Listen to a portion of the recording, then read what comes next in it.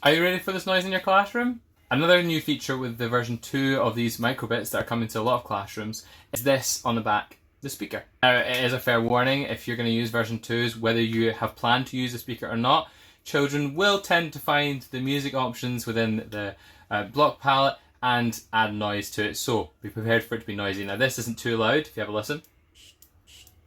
Probably can hear that, it's not too loud, but obviously the Chromebooks or laptops, whatever you're using to control these, is going to be a lot louder. It's where to find the music stuff to make this happen.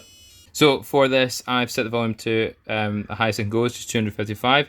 Probably don't let them know about that. But for pressing A, it's going to play this note, and then press B, it's going to play a melody. And the melody you can either make up yourself, or you've got where you can pick from different ones here.